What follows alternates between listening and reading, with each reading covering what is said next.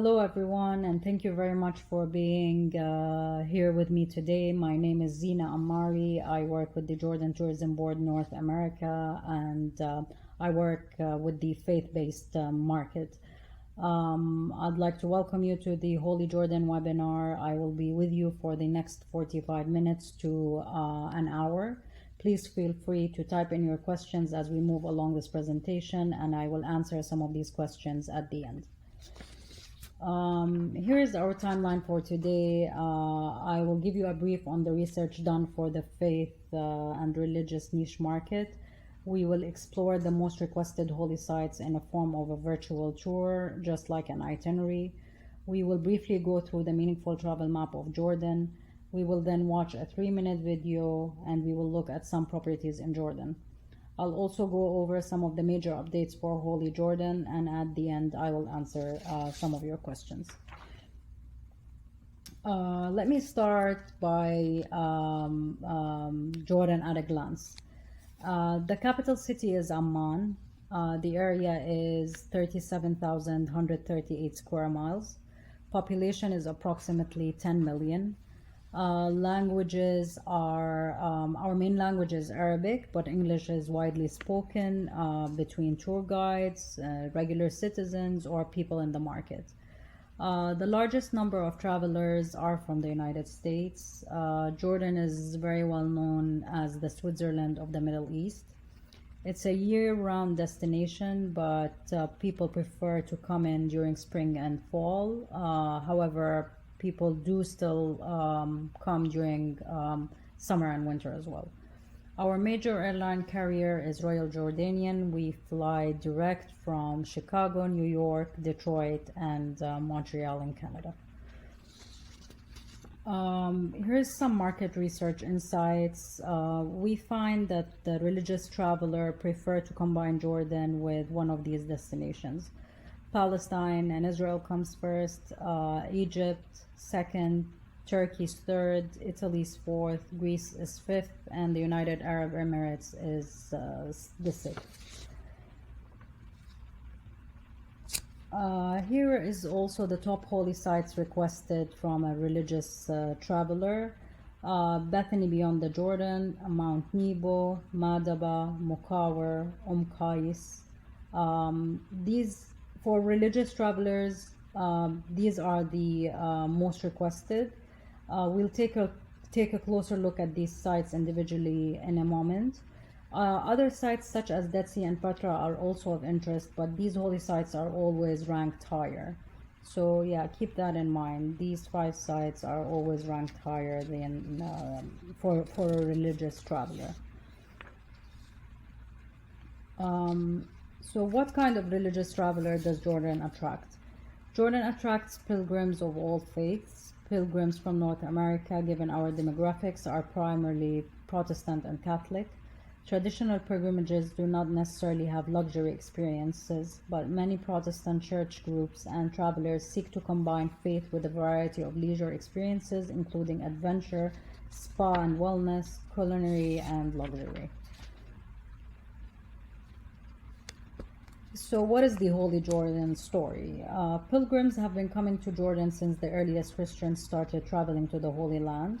It is an integrated part of the Bible dating back to the time of Genesis. It is on all of the early pilgrim maps of the Holy Land, and we believe it should be on every trip to the Holy Land today. In the Old Testament times, the land east of the Jordan River included the Ammonite, Moabite, and Edomite kingdoms. In the New Testament, the region included most of the cities of the Decapolis. The Greeks called it Peria, which meant the territory beyond. This is where Jesus taught. So what is the Holy Jordan story? Pilgrims have been coming to Jordan since the earliest Christians started traveling to the Holy Land. It is an integrated part of the Bible dating back to the time of Genesis. It is on all of the early pilgrim maps of the Holy Land, and we believe it should be on every trip to the Holy Land today. In the Old Testament times, the land east of the Jordan River included the Ammonite, Moabite, and Edomite kingdoms. In the New Testament, the region included most of the cities of the Decapolis. The Greeks called it Peria, which meant the territory beyond. This is where Jesus taught multitudes, performed miracles, and cast out demons as he traveled back and forth between east and west proclaiming the message. Our start of the virtual tour will be in Amman. Amman is an excellent base from which to explore many holy sites in northern Jordan. This is where the airport is located and where you normally start your trip. The Jordanian capital is mentioned in the Bible by the name of Rabbath Ammon in the story of King Og, an Ammonite king. Today, Amman boasts a number of important ruins, including the Roman theater, a Roman temple, and several Byzantine churches, and of course, the citadel. In this picture is a part of the view from the citadel in downtown Amman. What you see here is the Roman theater, and as you can see, it's a mix of old and new. There are certain spots in the citadel where when you look in front of you, there is this old thousand of years old ruins, and then you look back, there's the new residential area of Amman. It is a very, very special view. In each of the coming sites, I will include a scripture from the Bible if you'd like to take a note of that. Second site would be Jerash, and I'm showing you this as an itinerary too, so this is a very doable 7 to 8 day itinerary. Jerash is this really beautiful site in Jordan. Religious traveler or not, it is a must see. It's a spectacular ruins of a Decapolis city. Jerash is one of the best preserved Greco-Roman cities, which makes it easier to imagine life in biblical times. Next will be Tel Mar-Elias. Tel Mar-Elias is the birthplace of Prophet Elijah. It is nestled among the green hills of the ancient forest of Gilead in northern Jordan. Tel Mar-Elias is very close to the ruins of a village known as Listib. It is believed that this place was formerly Tishbe, the home of Elijah. Next would be Qais. Qais is the northern tip of Jordan. The miracle of the Gadarene swine took place here. This is where Jesus cast the unclean spirits out of the demented man. It is an official pilgrimage location of the Catholic Church. Here is also a picture of Qais. These are church remains in Qais, and the site is overlooking the Sea of Galilee, which is Lake Tiberias. Next from here is Pella. Pella is a place of refuge for early Christians. The original name was Penuel, which means the face of God, and was named by Jacob after he wrestled there all night with God in the form of a man or an angel. And next is Bethany Beyond the Jordan, which is the baptism site. Bethany Beyond the Jordan is the gateway to Jordan's religious tourism. According to the Bible, this is the wilderness of John where Jesus came to be baptized before beginning his ministry. This is also where in Old Testament times Elijah the prophet ascended to heaven in a chariot of fire. It is a UNESCO World Heritage Site, and individuals and groups may arrange baptisms or other special ceremonies here. Church groups may plan prayer services, communion, or other worship services. In this picture is a husband and wife. The husband is also a priest, and he officially baptized his wife here. These individuals were from a group of a combined agent priests fam trip in 2019. Due to our limited time, I did not include the video in this presentation, but I will include it in one of my follow-up emails. It is just a beautiful thing to see and very spiritual. It's even nice to share it with your clients who are interested in baptizing in the Jordan River. Next would be Madaba, and Madaba is known as the city of mosaics. The picture is a close-up of the oldest known Holy Land map. Madaba was part of the biblical land of Moab, just off the storied King's Highway. Today, Madaba is within an easy driving distance of many biblical locations, including Bethany beyond the Jordan, Mount Nebo, the Dead Sea, Lot's Cave, and the capital, which is Amman. And next from here is Mount Nebo. The Bible says it was on this hilltop that the Lord showed Moses the land that he would never enter. Moses died and was buried here in Moab, but till this day his grave is not found. Mount Nebo became a place of pilgrimage for early Christians, and a small church was built there in the 4th century to commemorate the end of Moses' life. The church was subsequently expanded in the 5th and 6th centuries into a basilica with a remarkable collection of Byzantine mosaics. Today, Franciscans, the custody of the Holy Land, are caretakers of this holy place and welcome visitors from around the world. Mount Nebo is only 15 to 20 minutes away from Madaba. Many tourists include Bethany beyond the Jordan, Madaba, and Mount Nebo in one day due to the close distance between these sites. Next from here is Mukawar. When you start making your journey to the south of Jordan, you can stop at Mukawar, which is the hilltop fortress of Herod Antipas, where Solomon danced for the head of John the Baptist. Here, John was imprisoned and beheaded. From Mukawar, you continue south and you reach Petra. This is another World Heritage UNESCO site and one of the 7 wonders of the world. It is part of the ancient Adamite kingdom. I'm sure you do get a lot of requests for Petra. It definitely needs a full day at least to experience the whole site, which includes a beautiful seat that takes you to the famous treasury, and from there you can hike to the monastery.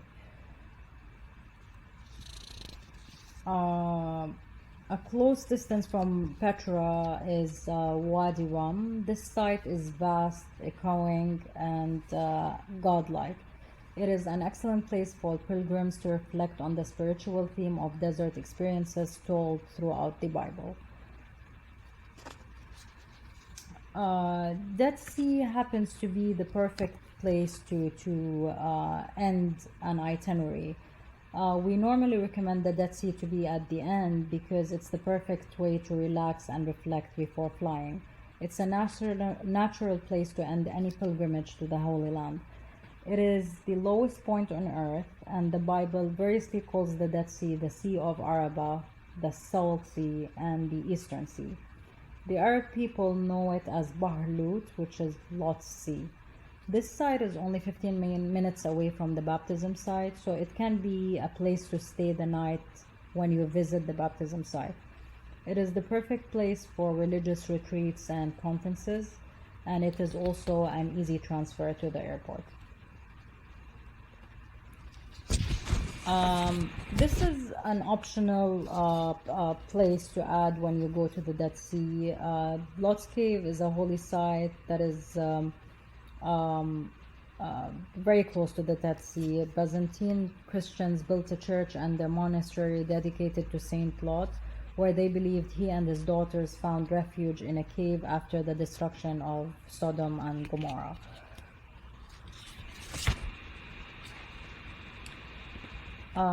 These are our most visited holy sites. Biblical history in Jordan dates back to the times of Genesis, like I mentioned before, so it is not possible to list all of our holy sites. However, these are the most requested holy sites, most visited holy sites, and are easily accessible to groups and individuals.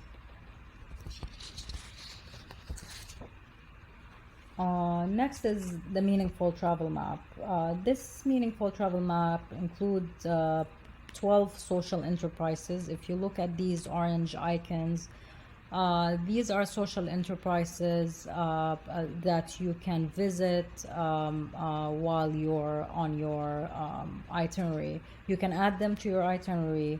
Let's say you're visiting Petra. The nearest social enterprise to Petra is Numeira, one of the enterprises, and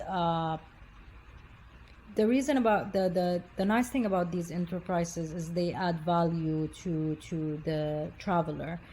Tourists nowadays are not only looking to visit the sites, but to also experience and engage more with the local communities, and they'd love to see the area from the eyes of the local. And uh, visiting social enterprises will not only help generate more income, but will also add value to their trip, because it really makes it that much more memorable by engaging so much with the locals in these areas, because they know that area best. Um, they know it, they live there, they would show you around, and many of these enterprises serve food, so you'll also be able to try their foods and get a taste of life in these local communities. And I will show you in a bit how to get to the meaningful travel map on our site, and how you can add these social enterprises to your itineraries. Now I'm gonna start a 3-minute video just to give you an idea of what we talked about so far. So please enjoy this short video.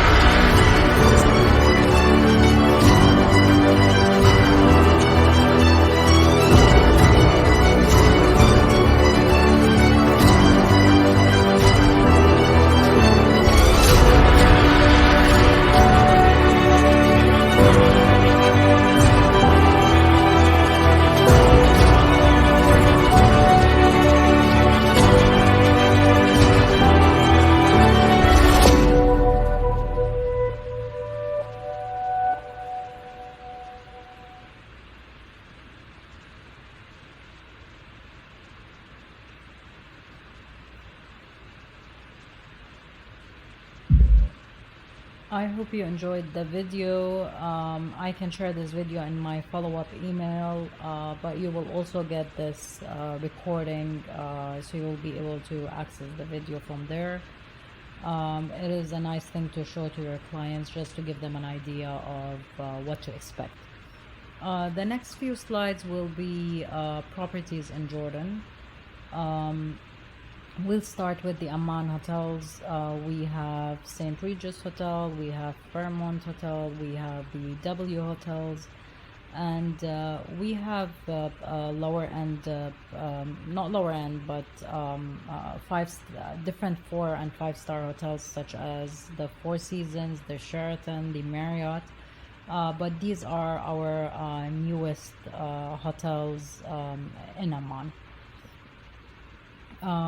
Wadi Rum hotels, a lot of people like to stay the night there. It's so beautiful to stay the night because you get to see the stars and the Milky Way at night. Some of these camps are Captain's Desert Camp, Memories, Aisha Luxury Camp, and Sun City Camp, and some other Bedouin camps that lets you experience it from the old times in a tent with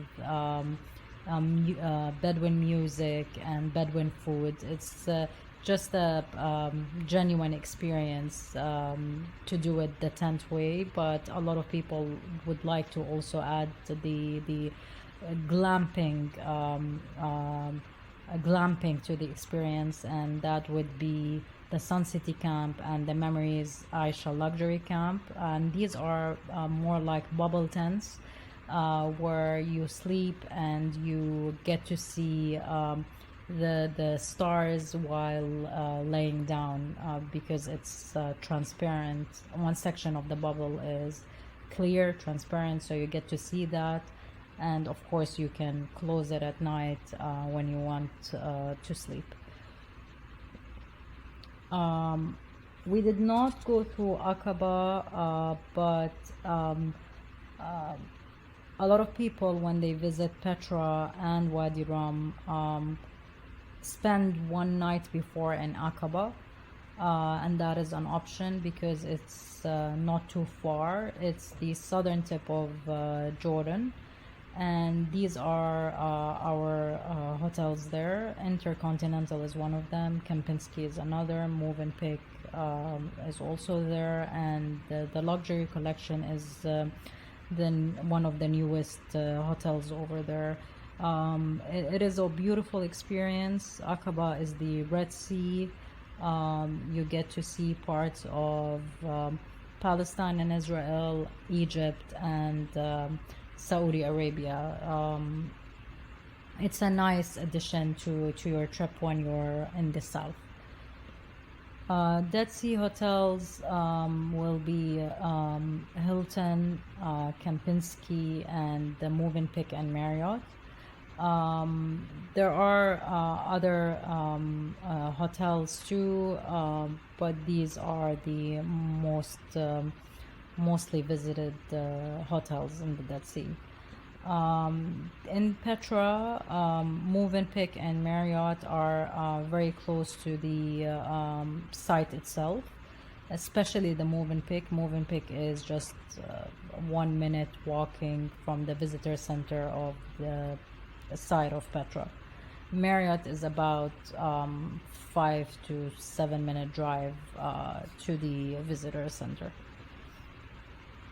Next would be the updates about Holy Jordan. First thing is the Holy Jordan all new website. I would like to briefly show you that because it have information that can be very helpful to you. Once you open it, we're requesting the travelers to fill out a form just to get an idea of when they feel comfortable to travel again. This research helps us to understand what's happening in the traveler's mind during COVID. But most importantly is this COVID-19 update. You'll see it on the website. You get the most updated information about COVID and about the country during COVID, the opening, and what kind of restrictions and tests you need to get with you. So this is an important addition to our website that you can take a look at and get the most updated information on COVID. But I'm actually taking you here today to show you two things. One is the holy sites. These holy sites page is shows you thumbnails about the different sites, the holy sites that we have in Jordan. For example, Madaba, you can click here, you'll see biblical scripture, and then you'll see an explanation about the site and the reference to the Bible. So this page is really important to give you more information about the sites. Next page that I'd like to show you is under the Trade Center, which is the trade resources. And this page is, I think, the most important thing for you. It has maps on brochures, it has presentations, it has sample itineraries, and it also has Jordan specialist course, which I'm going to be talking about briefly in the end of this presentation. I also mentioned the meaningful travel map in our webinar. You'll also find it here. If you click view map, it opens up this map, and you get to see the different social enterprises on this map. If you want to visit Iraq Al Amir, which is very close to Amman, it gives you an idea of what they are as an association and what is the social impact of that enterprise. There are, like I mentioned, 12 social enterprises. It's worth looking into, and it's worth adding to your itinerary. From here, I'm gonna go back to our presentation. Our next update is Bethany Beyond the Jordan update, which is the new 12 churches that are being built. Various faith communities are building 12 churches on land outside the protected area, and some include guest houses or residencies for priests and monks. Denominations include Catholic, Greek Orthodox, Anglican, Lutheran, and other Protestants. And finally is our travel specialist course. This is a new updated course that will help you learn more about Holy Jordan and Jordan as a whole. You will have a better chance on getting on a FAM to Jordan if you complete this course. You can find it on the website below. It's easy, it's not difficult, it's short, and it has really good information for you to understand more about Jordan and about the different sites that we have in there. And also we have this special reward programs for travel advisors where you show us a booking, we give you consumer leads that are close to your area. We're not currently doing that because of COVID, but once travel gets back, this will be something worth looking into. And in the meantime, you can always sign up. And once we restart this program, it's live actually, but we are not sending bookings because there's no travel. But once travel is back and you show us a booking, we'll be providing you with consumer leads that are in your area, people who are requesting information and who want to book a trip to Jordan. So it's very useful for us as a tourism board and for you as a travel advisor. This concludes our presentation. COVID questions, please refer to our website as regulations are continuously changing.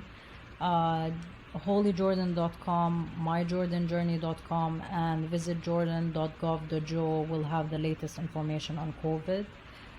Please make sure you check those before you book your clients to Jordan, because these, just like all other countries, these regulations are changing sometimes on a daily basis.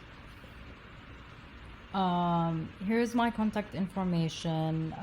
Here are the websites again, and this now concludes our webinar. Thank you very much for being here. I did receive some questions, and I will go ahead and answer some of those.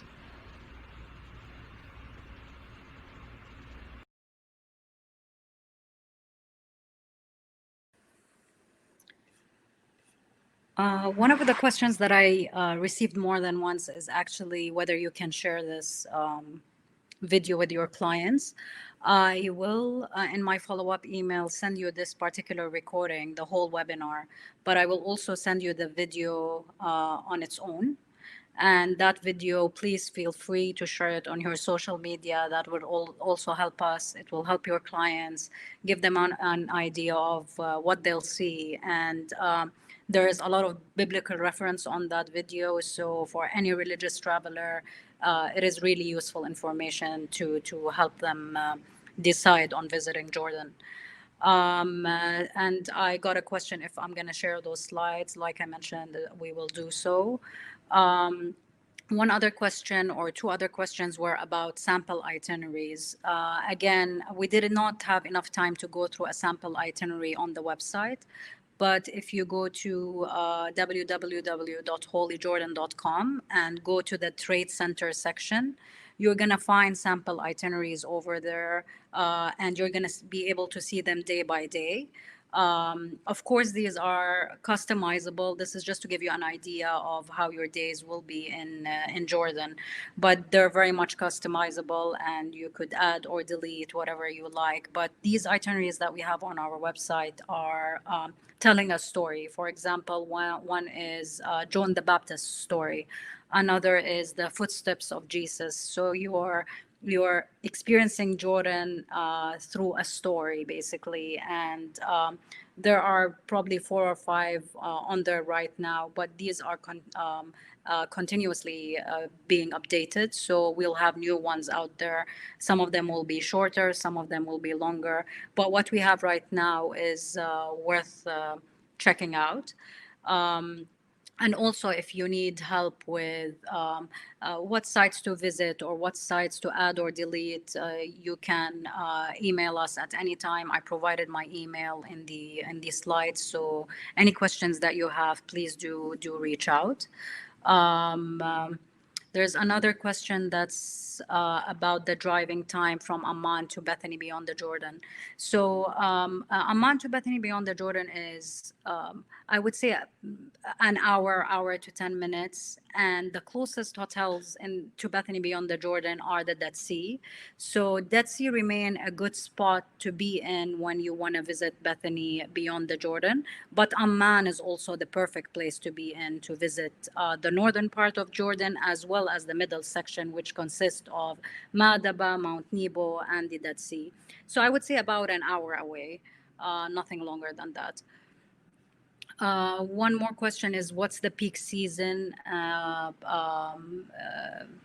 Peak seasons usually are spring and fall. Summer can tend to get really hot, especially when you go to the south, to Wadi Rum, to Petra. You'd feel the heat. And for elder visitors, elderly, we recommend that they stick to fall and spring, because you'll get good weather throughout Jordan from north to south, because temperatures tend to be different between north and south. So I would recommend fall and spring, or late summer toward like the start of the fall is my recommendation. Where do you suggest for glamping in Wadi Rum? I personally tried a few. Sun City has been my best option, and reason being is you're glamping, but you're also experiencing the real Bedouin experience when it comes to the music they play, when it comes to the dancing you're gonna see, the way they serve coffee, and just the food that you're tasting. Although you're glamping, even the food area is in a big bubble tent. It's really, really beautiful, but you're experiencing real Bedouin food, but also other cuisines. So it's a perfect place to enjoy old and new. The tents are really well built. You have your bed, you have your bathroom, you have your AC. You always need the AC in there because it does get hot during the day, but it does get really on the cooler side during the night.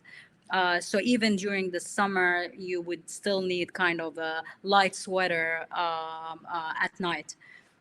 It's a desert. It's a really big desert, and the stars that you experience at night is an experience I personally never forget. Every time I go there, I experience it differently. Even when I go to the same camp, I still see it differently because the stars are different, the sounds are different, the music is different, and at night it's so quiet. So I always recommend adding Wadi Rum whenever you visit the south. It's really a must see. Um, One other question is there a tentative time frame for opening Jordan for tourists? I really wish I can give you an answer to that, but the COVID page does help you with getting the most updated information. Uh, as of right now, like right this second, the United States is considered a red country to Jordan because of the number of cases, and we're requiring tourists from red country to stay 2 weeks quarantine at a home or at a hotel, but they will have to quarantine for 2 weeks. This particular point was different just a few days ago where it was 1 week. So it's continuously changing. I do not have a time frame, unfortunately, but the best thing that I could recommend is going on the COVID page and on the different websites that I mentioned, and you'll get an updated information. As soon as we receive something, we put it on there. Again, where you see it when you go on Holy Jordan, you're going to see a small pop-up on the bottom of the page that says COVID. You can also find it on myjordanjourney.com. Again, that's myjordanjourney.com. It will also show up as a pop-up, and you'll see the most updated COVID information. Um, Let me go through another question or two. One question said, please repeat where the meaningful travel sites are found on the Holy Jordan page. Again, that's through going holyjordan.com, and then on the top there is Trade Center. Go from there to the trade resources, and on the trade resources is the page where I recommend everyone to check because it has brochures, maps, sample itineraries, and eventually this webinar will be on there. And if you scroll down, you'll see two things: meaningful travel map and the Jordan Trail. Unfortunately, I did not have time to go through the Jordan Trail, but the Jordan Trail is something worth reading about and learning more about because it covers Jordan from the northern tip, which is Qais, all the way to the southern tip, which is Aqaba. And you get, excuse me, and you get to visit different local communities throughout that trail, and different sites, and you get a well-rounded experience from this trail, and you can cut it into sections. You of course don't have to do the whole thing because the whole thing could take 40 days, but you could choose which sections of the Jordan Trail you'd like to visit. And that's again on holyjordan.com in the trade resource section, and it's also found on myjordanjourney.com. On the top on the top bar, you'll see Jordan Trail, and you can get more information from there. Is this presentation recorded? Like I mentioned, it is. We'll include that in my follow-up email, and I'll include the videos in there as well, separately, so you could share it to your clients or on your social media. One question is specifically about the PCR test. Which labs does the government accept from the US? From the US, we basically accept any lab as long as it's official. It's a lab. There are no specifications on which lab to go to, but anywhere you get it, just make sure it's an official PCR test, and you have to have the paper with you physically, and not rely on email or text messages or anything like that. What is the closest airport for Wadi Rum? The closest airport would be Marka. Sorry, an airport in the south, in Aqaba, near Aqaba, and but that does not fly everywhere. So a lot of people end up going to that airport when they're finishing in the south and flying to Amman, which is less than an hour away. And then from Amman, they take their international flight back to the US or to another country, such as Egypt, for example. But the south airport, the airport in the south, does fly a lot to Europe. So if the US traveler is flying through Europe, that's an option, because a lot of people like to end their trip in the south and not go to the north again. And that's an option to look at. So there are two airports in Jordan, but the main used one is the Queen Alia International Airport, which is in Amman. And Amman is usually where you land, so would be your airport of choice. Um, I'll go through one more question.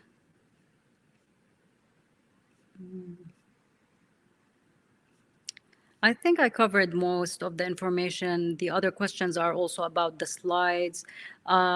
If one person is asking me if they serve vegan food, all hotels and all camps, this is something that you can request. And actually, a lot of our food itself can be considered vegan, but you have to ask for that to be given that. So yes, they do serve vegan, but make sure that you ask that. Even on Royal Jordanian on the flight, that's an option that you can ask for. This will conclude the Q&A. I hope this was helpful to you. I will send you all this very soon, and you'll also be able to hear my answers to the question, as I kept the recording on for that part as well. And please feel free to reach out at zina@visitjordan.com, and I'll be very happy to help you with any questions you still have. Thank you, and I hope you have a good day. Take care. Bye bye.